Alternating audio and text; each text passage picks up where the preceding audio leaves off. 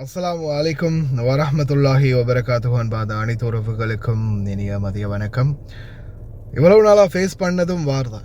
நம்ம இவ்வளவு நாளாக பார்த்தது அங்கங்கே புகை, தீ, கட்டிடம் இடிஞ்சு விழுறது, மிசைல் வந்து தாக்குறது, ட்ரோன் வந்து தாக்குறது, நம்ம பார்த்தது வார். ஆனால் அதில் இன்னொரு டிஃப்ரெண்ட்டான வார்ன்னு சொல்லுவாங்க, அதாவது டிஜிட்டல் வார். அதுதான் இப்போ அடுத்த கட்டம்.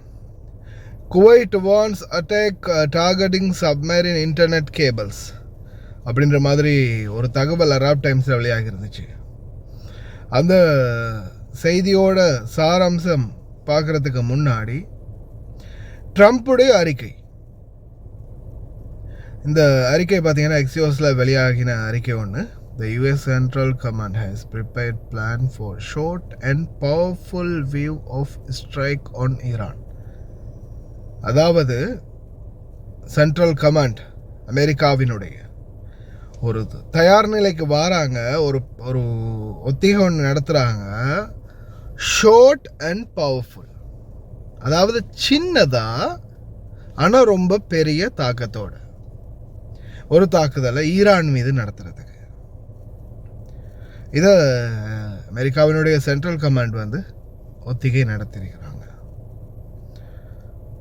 அதாவது சும்மா சிம்பிளாக சொல்லப்போனால் ஒரு சின்ன ஒரு குண்டு போட்டாலும் பெரிய ஒரு சேதம் வரணும். அதாவது இவங்க மீன் பண்ணுறது என்னது அப்படின்றது யுத்த ரீதியாக அறிவு சார்ந்தவங்களுக்கு புரிஞ்சிருக்கும்னு நினைக்கிறேன். புரியலைனாலும் சொல்கிறேன், கேட்டுக்கோங்க. அதாவது நியூக்ளியர் வார், அணு ஆயுத சண்டை இனி வரும் நாட்களில், அதாவது அடித்தா ஒரே அடியில் முடிச்சிடணும் அப்படின்ற மாதிரியான ஒரு திட்டத்தை தான் இவங்க செயல்படுத்த போகிறாங்க அப்படின்றது இதில் தெளிவாக தெரியுது. ஈரானும் அதுக்கு அசந்தவங்க கிடையாது. அவங்களுடைய செறிவூட்டல் என்ன மாதிரி இருக்குது, அவங்க இந்த அணு ஆயுத செறிவூட்டலை என்ன மாதிரியான ஒரு நிலைமைக்கு அவங்களுடைய அணு ஆயுதங்களை கொண்டு போயிருக்காங்க அப்படின்றதையும் வந்து இது வரைக்கும் அமெரிக்காவில் கூட வியூகிக்கவே முடியலை அப்படின்றதும் முக்கியமாக சொல்ல வேண்டிய ஒரு கட்டாயத்தில் இருக்கிறோம். ஏன்னா இல்லாத நாடுன்னா ஓகே, அணு ஆயுதத்தை பற்றியே தெரியாது, அவங்கள்ட்ட அந்த நாலேஜே இல்லை அப்படின்னா ஈரானை பற்றி கவலைப்படலாம். ஐயோ ஈரானுக்கு இப்படி ஆக போகுதே, ஐயோ பாவம் அப்படின்ற மாதிரி. ஆனால் ஈரானை பொறுத்த வரையில் அல்டிமேட் அப்படின்னு சொல்லலாம். அதால் தான் இன்றைக்கி அவங்களுடைய நாடே மிகப்பெரிய ஒரு பிரச்சனைக்கு முகம் கொடுத்துருக்கிறதுக்கு காரணம் என்ன, ஈரான் அணு ஆயுதம் வச்சுருக்கிறாங்க, அதை வச்சு அவங்க உலக நாடுகளுக்கு அச்சுறுத்தல்களை ஏற்படுத்துகிறாங்க அப்படின்ற அந்த ஒரு டாப்பிக்கை வச்சு தான் இன்றைக்கும் இந்த ஈரான் அமெரிக்கா வந்து மிகவும் மோசமான முறையில் பிளாக் பண்ணி வச்சுருக்காங்க.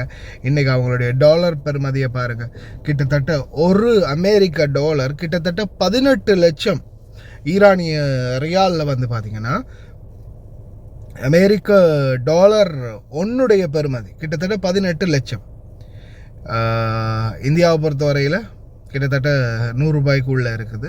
உதாரணத்துக்கு நான் சொல்கிறேன். இலங்கையை பொறுத்த வரையில் கிட்டத்தட்ட ஒரு 300 ரூபாய்க்குள்ளே தான் இருக்குது. 300 ரூபாய்க்குள்ளே இருக்குது.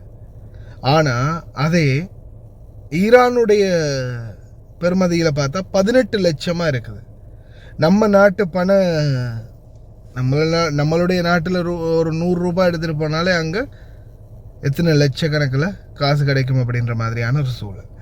இந்த நேரத்தில் இப்போது புதிய ஒரு தகவல் என்னென்னு பார்த்தீங்கன்னா, அரபு நாடுகள் மீது இவங்க தாக்கினது ஆரம்பத்திலேருந்து பெரிய தாக்குதல்கள் தான். ஆனால் இப்போ தாக்க போகிறது பார்த்திங்கன்னா இன்டர்நெட் கேபிள்கள் மீது, அதாவது கடலடி இணைய கேபிள்களை குறிவைத்து தாக்குதல் நடத்தப்படலாம் என குவைத் எச்சரிக்கை.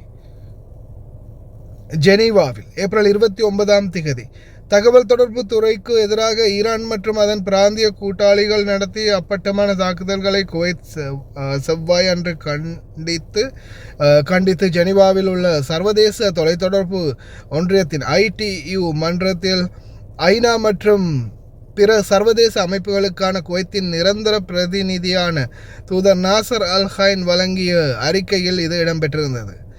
இத்தகைய நடவடிக்கைகளை நாட்டின் இறையாண்மை மற்றும் டிஜிட்டல் பாதுகாப்பை குறைமதிப்பிற்கு உட்படுத்துகின்றன என்று கூறிய தூதர் அல் ஹைன் உலகளாவிய தகவல் பரிமாற்ற மற்றும் வணிக நடவடிக்கைகளுக்கு ஆபத்தை விளைவிக்கும் வகையில் விரிவான டிஜிட்டல் முற்றுகையை திணிக்க முற்படும் கடலடி இணைய கேபிள்களுக்கான அச்சுறுத்தல்களுக்கு எதிராக நாடுகள் உறுதியான நிலைப்பாட்டை எடுக்க வேண்டும் என்று அழைப்பு விடுத்தார். கிழக்கையும் மேற்கையும் இணைக்கும் டிஜிட்டல் பாலங்களை கட்டுவதில் குவைத்தும் பிராந்திய நாடுகளும் பில்லியன் கணக்கில் முதலீடு செய்துள்ளன என்றும் தகவல் தொடர்பு துறையை அரசியல் அழுத்தம் அல்லது டிஜிட்டல் நிர்பந்தத்திற்கான ஒரு கருவியாக மாற்றுவதை அவை திட்டவட்டமாக நிராகரிக்கின்றன என்றும் அல்கைன் தனது உரையில் வலியுறுத்தினார். ஈரானிய தாக்குதல்கள் வளர்ச்சியை சீர்குலைப்பது மட்டுமல்லாமல் அரசின் இறையாண்மை மற்றும் டிஜிட்டல் பாதுகாப்பையும் மீறுவதாகவும் மேலும் முக்கிய கடல்வழி பாதைகள் குறிப்பாக ஹார்மஸ் ஜலசந்தி அச்சுறுத்தலாகவும் உள்ளதாக அவர் எச்சரித்திருக்கின்றார். குவைத்தின் நிலைப்பாடு ITU அரசியல் அமைப்பு மற்றும் அது தொடர்பான விதிமுறைகளின் கோட்பாடுகளிலிருந்து உருவாகிறது என்று தூதர் குறிப்பிட்டார். குறிப்பாக தீங்கு விளைவிக்கும் எல்லை தாண்டிய தலையீடுகளை தடுக்க நாடுகளை கட்டாயப்படுத்தும் பிரிவு 37 மற்றவர்களின் இறையாண்மைக்கு தீங்கு விளைவிக்க தங்கள் பிரதேசங்கள் பயன்படுத்தப்படவில்லை என்பதை நாடுகள் உறுதி செய்ய கோரும் உரிய விடாமுயற்சி கோட்பாடு மற்றும் அத்தியாவசிய சேவைகளின் பாதுகாப்பிற்கு முன்னுரிமை அளிக்கும் பிரிவு 40 ஆகியவை இதில் அடங்கும். மேலும் பல பிராந்திய நாடு டிஜிட்டல் உள்கட்டமைப்பை குறிவைத்து அச்சுறுத்தல்கள் அதிகரித்து வரும் வேளையில் வளைகுடா ஒத்துழைப்பு கவுன்சிலும் GCC ஜோர்டானும் இணைந்து இந்த வரைவு தீர்மானத்தை சமர்ப்பித்துள்ளன என்று அவர் குறிப்பிட்டுள்ளார். இந்த தகவல் குவைட் நியூஸ் அத்தாரிட்டி கூனா பப்ளிஷ் பண்ணியிருக்கிறாங்க. அரப் டைம்ஸில் இந்த தகவலை வெளியிட்டிருக்கிறாங்க. இது எப்படி இருக்குன்னு பார்த்தீங்கன்னா கடந்த காலங்களை விட மிக மோசமான நிலைமையை உருவாக்கலாம். ஏன்னா டிஜிட்டல் ட்ரேடிங், ஆன்லைன் ட்ரேடிங் ஏன் ஆஃப்டர் நான் தலைப்பில் நான் அதை தான் எழுதணும், நான் எழுதலை ஆனால் தான் எழுதணும். வீடுகளுக்கு நம்ம ஃபோன் பேசுகிறோம் இல்லையா இன்டர்நெட் மூலமாக, இந்த இன்டர்நெட் வலையமைப்பு முதல் கொண்டு மிகப்பெரிய அளவில் பாதிக்கலாம். வீட்டுக்கு ஒரு கோலன் எடுத்து பேசுகிறதுக்கு கூட நம்மளுக்கு இன்டர்நெட் வேலை செய்யாத நிலைமை வரலாம். அந்தளவு மோசமான நிலைமையை எட்டும் அப்படின்னு எச்சரிச்சிருக்கிறாங்க.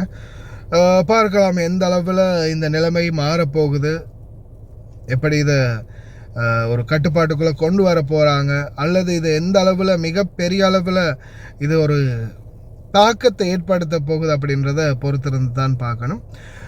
முடிந்த வரைக்கும் யுத்தத்தை தவிர்த்து பிரச்சனைகள் இல்லாத ஒரு அமைதியான சூழல் உருவாகணும் அப்படின்னு எல்லாருமே பிரார்த்தனை பண்ணுவோம். அதுக்கு மேலே எல்லாமே இறைவனுடைய கையில் தான் இருக்குது அப்படின்றதும் குறிப்பிடத்தக்கது. பிரார்த்தனை பண்ணுங்க முடிந்த வரைக்கும். இன்ஷா அல்லாஹ் எந்த பிரச்சனையும் வராமல் இல்லாமல் இறைவன் பாதுகாக்கட்டும்.